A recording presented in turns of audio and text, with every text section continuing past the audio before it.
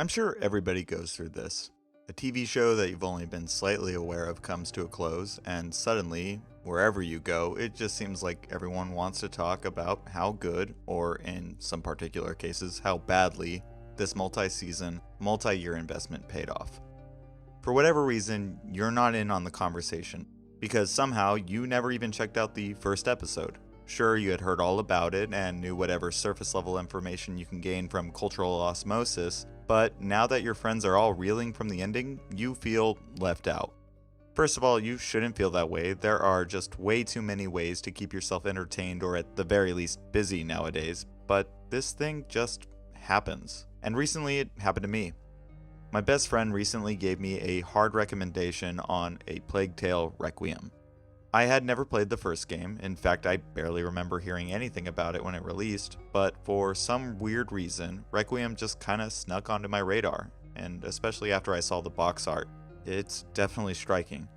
I told my friend I had never played A Plague Tale: Innocence, the first in the series, and he assured me, hey, I never finished the first one and I love this one all the same. I'm pretty sure you can just jump in from here. And so I tried. I played a little of the game, making it a few hours into the experience, and while there were certain aspects that were really capturing my imagination, I couldn't help but feel like I was missing a substantial part of the setup. First, characters were hyper aware of what was going on, all while I was trying to figure out the basics, and characters and events were being referenced and I just didn't understand them. And then there was this kid. Other than coming across as kind of annoying in the way that children written by adults often do in video games and even film, this character came with some extra weight. At the very beginning of Requiem, our main character, Amicia, older sister to Hugo, is tasked with playing with her younger brother, and over the course of this game of make-believe, she constantly refers to this little homunculus as King Hugo. This is fine in the beginning when you are playing hide and seek and storm the castle, but after things take a dark turn, and especially after getting to the town of Provence and the true nature of Hugo and his mysterious disease known as the macula are revealed, it seems far more likely to identify Hugo as the fucking Antichrist than any sort of king. And this is where I decided it would be best to stop playing Requiem. Because very early on, me as the player, I found it more reasonable to execute this kid on sight rather than keep him around. Whoa! Is that a fair? He was annoying, he clapped off beat while listening to music, and his strange illness was responsible for some of the most heinous death and destruction I've ever seen in a game. Not to mention speaking with an English accent despite coming from the French countryside. This is a sin that all of the characters in this game have, but I guess we can chalk it up to imperialism just being a hell of a thing. My kingdom! I felt lost with Requiem at this point, but I could sense that not only was there something here that I wanted to see, but I also wanted to give the game a fair shot, so I decided to play the first game in the series before going any further. And luckily I already owned a copy thanks to my PlayStation Plus account, even though I don't remember downloading this, so kind of freaked me out. So what is the Plague Tale series all about? Set in the French countryside in 1348, simultaneously during the Black Death and the 100 Years' War, happy times for sure, we play as Amicia de Rune, a 15-year-old French noble. Very early on, after some swing practice with her father, things start going all Game of Thrones as her family is visited by the villains in this game known as the Inquisition. I can say at this point that I'm going to be pretty liberal with potential spoilers for this first game, so if you don't want the plot potentially ruined for you, I'd come visit this video after playing it for yourself. I'll be a little bit more careful when discussing the second title as it's newer, and I'll make sure to timestamp potential spoilers for that game, but Innocence has been around for 3 years now, so continue at your own discretion. The Inquisition is after Hugo, who Amicia has been estranged with. She has also been estranged from her own mother, Beatrice, and this is all because Hugo has been suffering from a mysterious disease since birth, it would seem, and Beatrice has been working to find a cure for him in secret. But now the Inquisition wants him, and they go about slaughtering everyone at the de Rune estate to get him, including, or so it would seem, our protagonist's mother. This setup is interesting because even though it is not outright said, Amicia is not close to her brother at all in these opening chapters, and you can even sense a little bit of resentment at moments as she is now tasked with protecting this kid. The stakes are high and both characters truly understand it. I mean, it's not hard to understand given the violence that they both witnessed. But even in these early moments, some things became clear to me. These characters are very different from the way that they are portrayed in the opening hours of Requiem. First, most of the characters have French accents this time around. Mummy won't be happy when she finds out I fell in the water.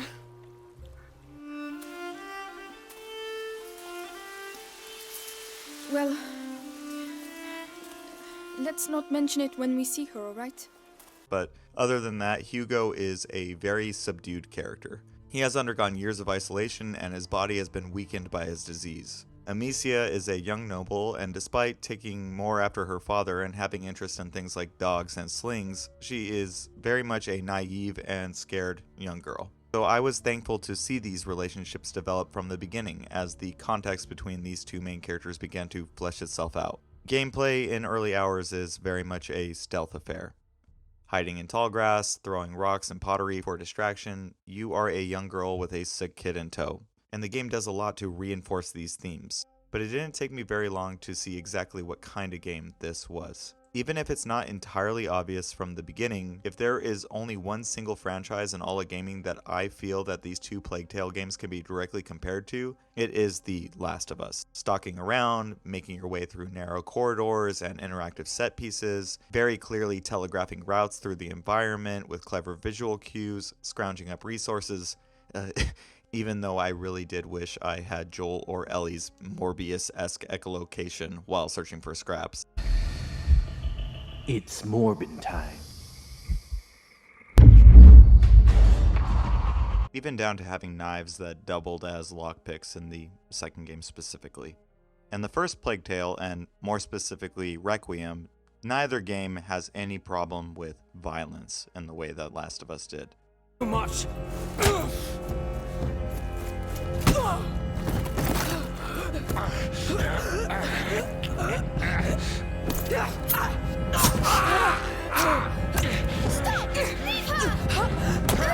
Where Last of Us was always direct melee or guns, this game uses more antiquated technology such as slings and, in the case of the second, crossbows. But both games do not shy away from grisly deaths for your enemies. Sure, it never gets to the levels of Last of Us 2 where you are literally hearing people choke on their own fucking blood,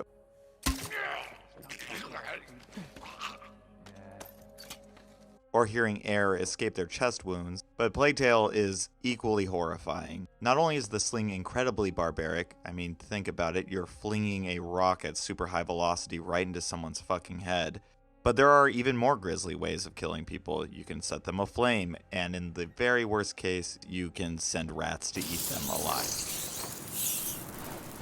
Here you go. He's all yours.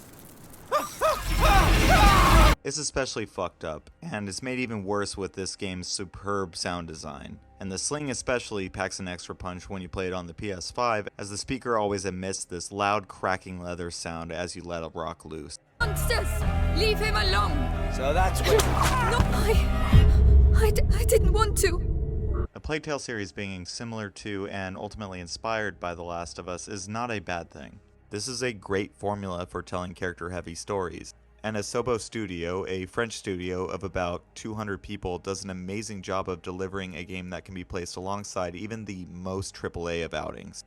And this is really surprising when you realize that prior to this game, the highest profile games that the studio had ever worked on were The Crew 2, and Microsoft Flight Simulator.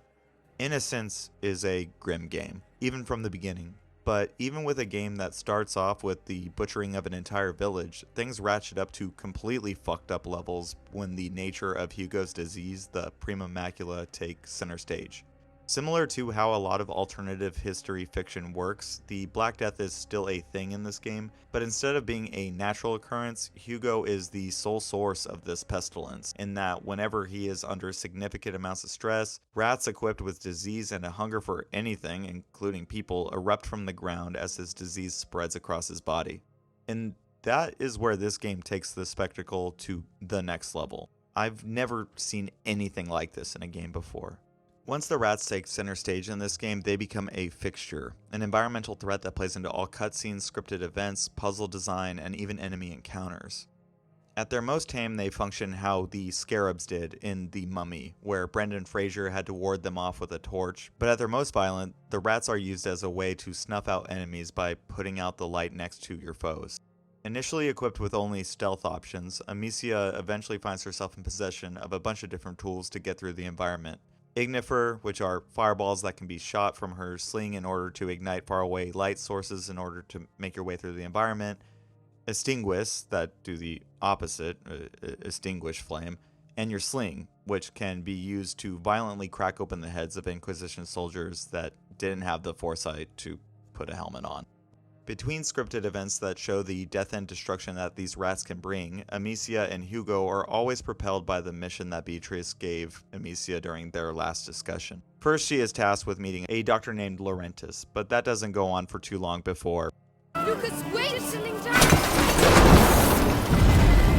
But on the bright side, we meet Lucas, a young boy with a talent for alchemy, and he tasks you with completing the work that Beatrice and Laurentis had been working on, an elixir that can mitigate Hugo's symptoms. And that goes on for a little before... Shut up! Let go of me! This is a recurring theme in this game. Every time a potential solution is offered to our characters, things take a turn for the worse. The duo makes some good friends along the way, but tragedy is always around the corner. And Hugo's symptoms worsen and worsen until rats overrun the entire countryside. The plot takes a real turn when Amicia is made aware that her mother actually didn't get shish kebabbed in the beginning of the game, but she decides to keep it secret from Hugo as she has been captured by the Inquisition. And this is made all the worse as the Inquisition's motives are laid bare. This creepy Emperor Palpatine-looking ass Grand Inquisitor Vitalis wants Hugo, and more specifically, his blood, so that he can control the plague. He wants to be the Antichrist. And since Amicia is dog shit about making sure Beatrice's fate is kept secret, our Antichrist traipses right off into his hands. A lot happens before and after that. Amicia and Lucas return to the Darun estate and fight off a shit ton of rats. Lucas becomes a master alchemist overnight and brews the elixir to help Hugo. The pair makes some more friends. Hugo's brain is broken when he is captured by the Inquisition and then learns how to control the rats. And then shortly after, he sicks the rats on Amicia and company. And then eventually the pair sacrifice everything that they have to reclaim their mother and have a final showdown with the Rat Pope himself. The overall plot to this game is not very complicated. It always boils down to Murphy's Law, with the worst possible outcome always being the one that seems to be on the horizon. But just because the plot isn't that complicated doesn't mean that the characterization and the individual plot beats don't come across as genuine and, at moments, poignant. The success of this narrative, and really the narrative of both games, boils down to whether or not you buy the relationship between these two main characters. And when compared to my uninformed playthrough of the early hours of the second game, this game does forge a relationship that propels the narrative. I wanted to find a cure for Hugo. I wanted to figure out how to stop the rats, even though I liked them on a technical level. I wanted Amicia to protect her younger brother. And when things repeatedly kept going tits up, I felt the pain that both of them were going through.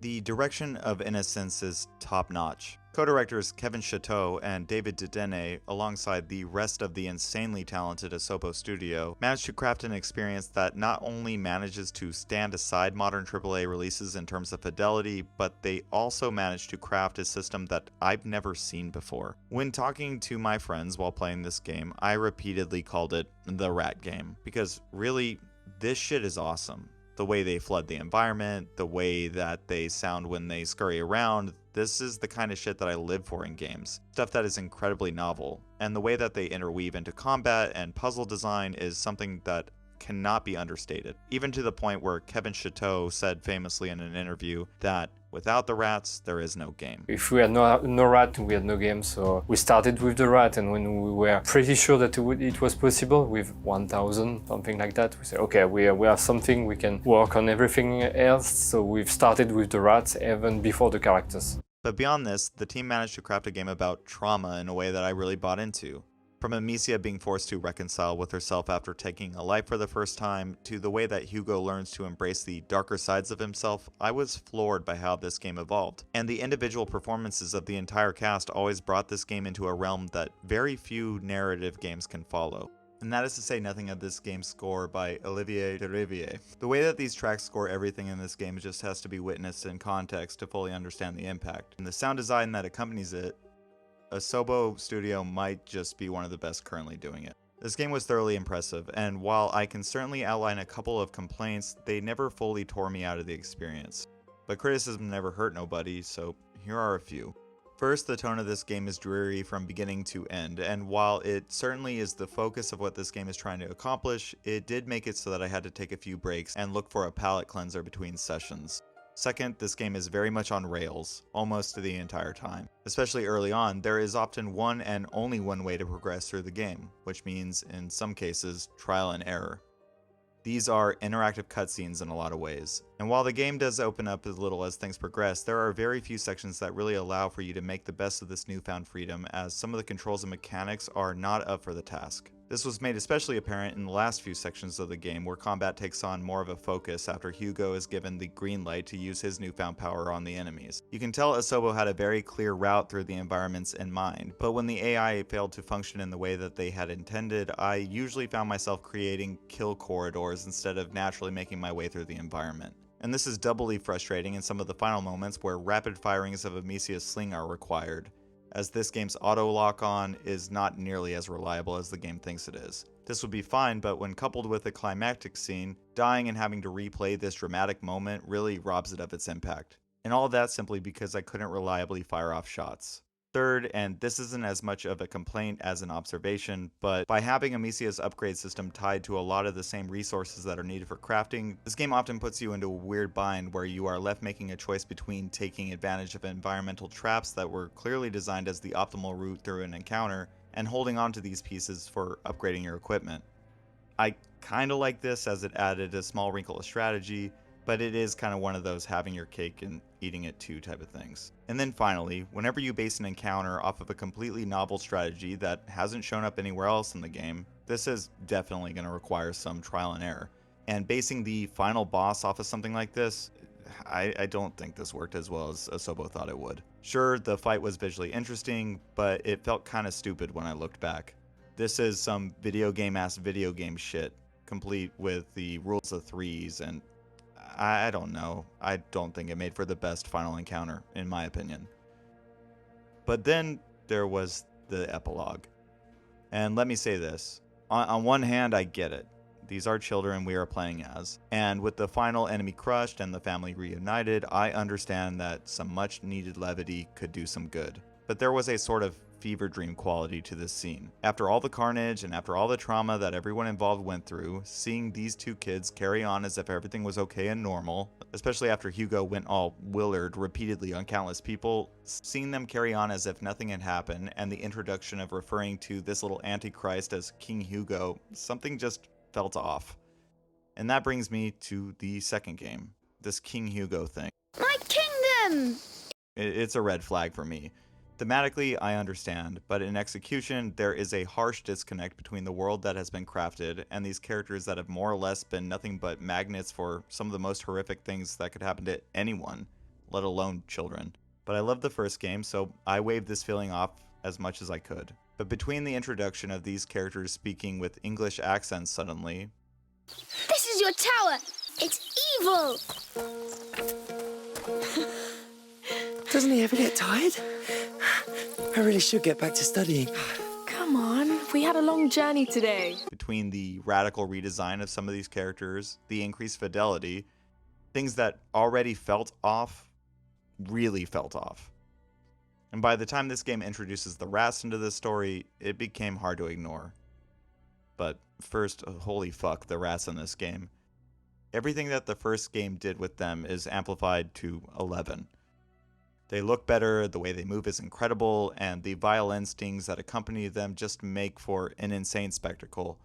Especially when compared to the reveal of these vermin from the first game where they were threatened a few times before they were truly revealed in a cutscene, these critters just show the fuck up, literally pouring into the scene. It is incredible, and this initial reveal is absolutely nothing when compared to how creative Asobo got with this tech throughout the entirety of this game. But you are made aware of these rats prior to seeing them, and it is through one of the gnarlier scenes in this series. virtually wading through corpses that the city had cordoned off in the arena district.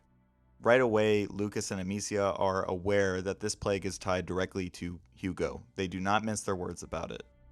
And it is at this point I'm going to have to issue a spoiler warning for the rest of this video, and even some light spoilers for The Last of Us Part 2 while I'm at it. Here is the timestamp of where it returns to some of my more general thoughts and gameplay overview, but I think that you would be better suited by leaving this video if you want to play Requiem now that I've given an overview of the first game. I think Requiem is incredibly worth your time, and I wouldn't want to spoil anything more than just these beginning moments. So proceed with caution if you want to stick around, but if you're on your way out, please hit the subscribe button on your way. I've been in the process of building this channel, and my last video was fairly successful at doing that, so help me with this momentum, please. And also, if you are a new subscriber from my Valkyrie Elysium review, thank you for sticking around.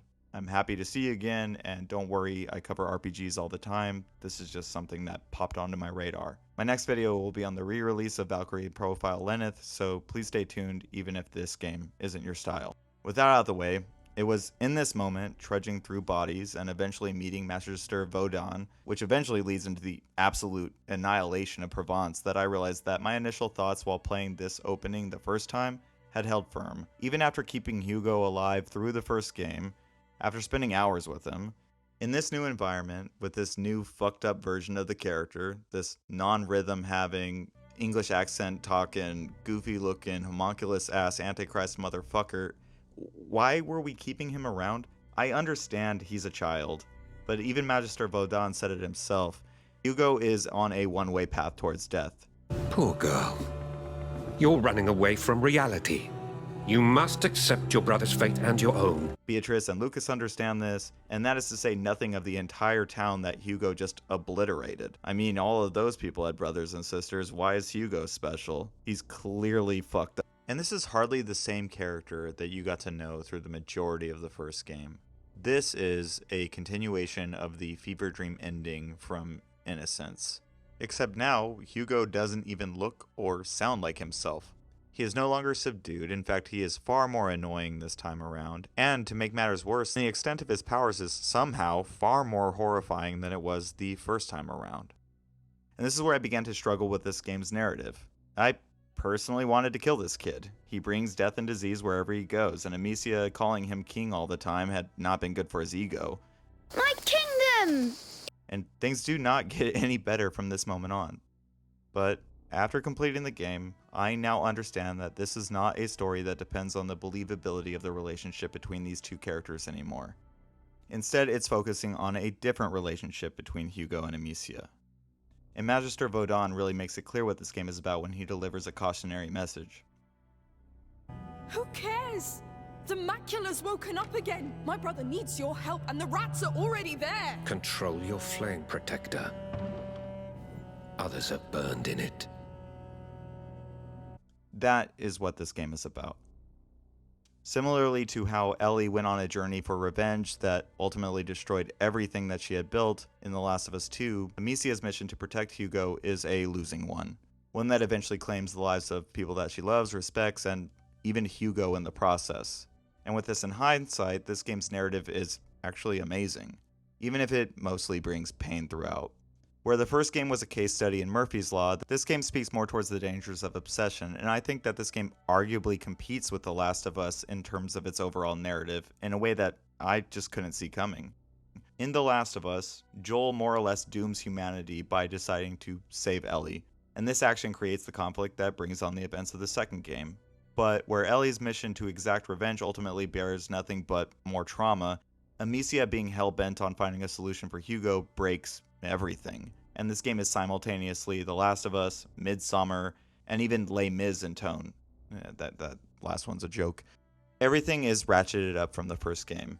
The pain these characters sustain is a constant drone in the background, and like Vaudin said, Amicia's flame does go on to claim many, as does Hugo's, as he is constantly robbed of more and more of his humanity as circumstances and Amicia's actions claim what little innocence he had left. This is not a game that you play for fun, this is a car wreck and it's hard to look away.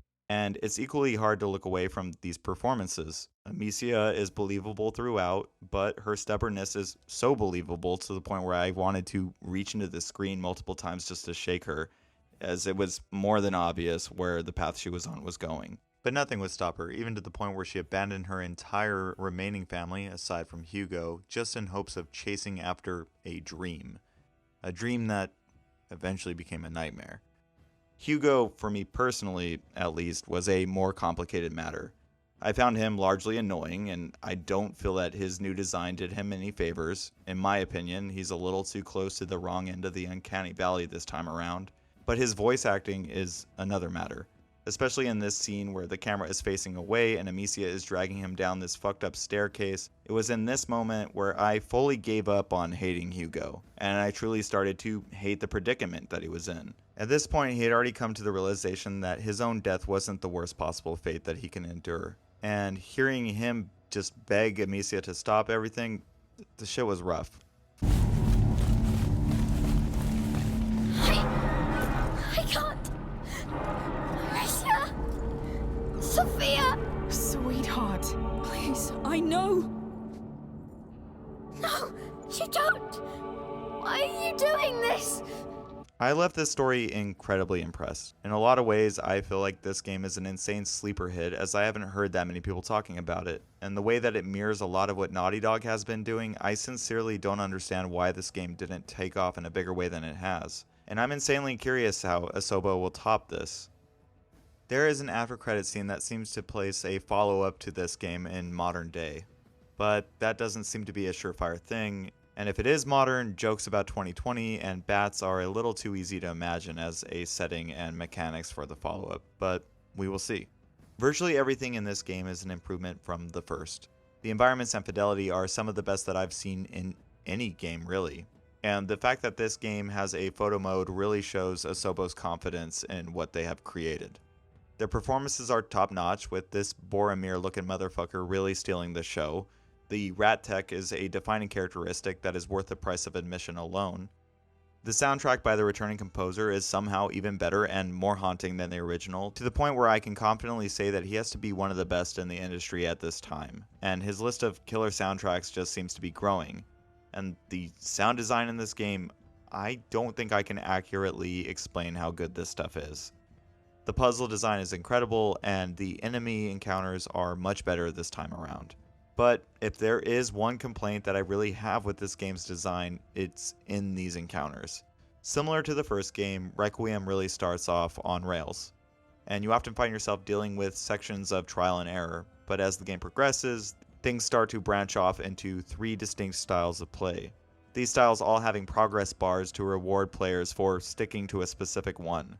There's prudence, aggression, and opportunism. And so the environments that the enemy encounters take place in are significantly larger than anything seen in the first game, all with alternative paths designed around specific playstyles. You can stick to stealth, you can craft and create diversions and violent ends for enemies through rats and elements, or you can do what I did and go out crossbow blazing. Seriously, the perk of being able to retrieve crossbow bolts off of slain enemies was just too good to pass up.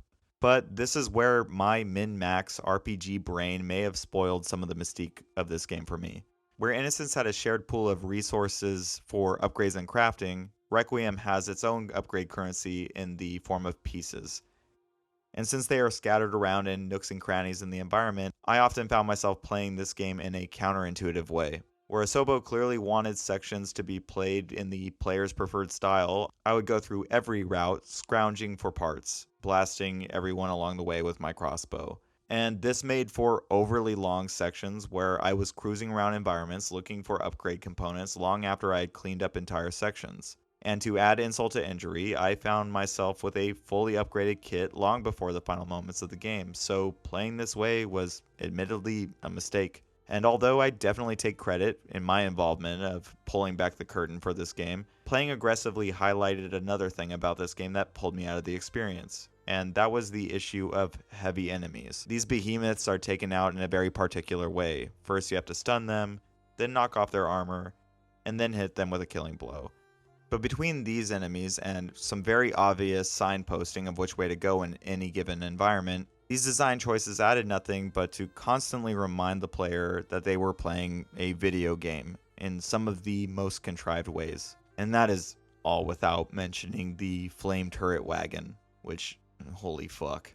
And in what I am certain is a response to a criticism of the first game being too on rails, these larger environments don't just exist for combat encounters. In one particular area, the map was so large, but it was because they decided to lay out different environments for exploration. And this was fine in practice to a certain extent. But there was one moment where I accidentally lost Sophia. I have no idea where she went, and whenever her voice lines were queuing up, they would just simply not play. Hugo and Amicia would still react as if she was talking right near them, but she was gone. This eventually culminated in me breaking a sequence where I was unable to progress. Oh, he can see everywhere! It was worth it.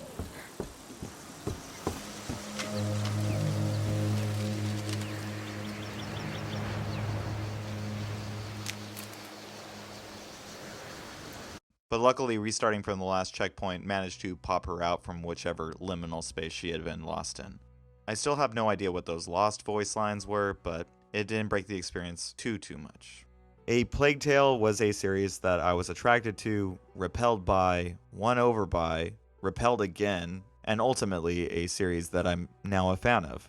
I don't think these are perfect games, nowhere near it, but considering the size of the team, the spectacle that they were able to create, the insane tech that they have developed, and the characters that define their stories, these are all things that just can't be ignored.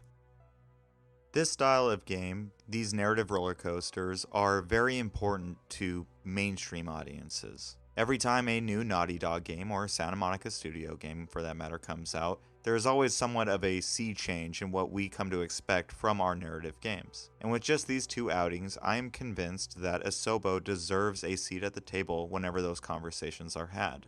These may not be as polished as Naughty Dog's games, and these may not be as grandiose as Santa Monica Studios' games. However, this is a team that knows what they are doing, and lucky for me, they are not afraid to get weird.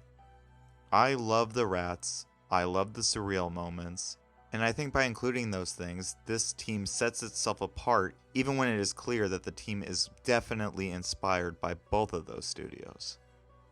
I have a feeling that Asobo Studio is going to become an even bigger deal as years go on, and I'm just glad that I got to be there at the beginning of this next chapter. If you made it to the end of this video, I want to thank you. If you are new to this channel, hello and welcome. I do a thing on this channel where I take a game, then I write an essay, and sometimes it's just an overview or review like this one. And sometimes I use a game as a jumping off point to discuss other topics, as was the case in my Five Nights at Freddy's Security Breach video. And then, after every 5 videos, 10 for the first one I did, I rank every game that I've covered on this channel. I made it a rule that I would be doing this after every 5 videos and not games, so I will be ranking 2 games for the price of 1 this time around.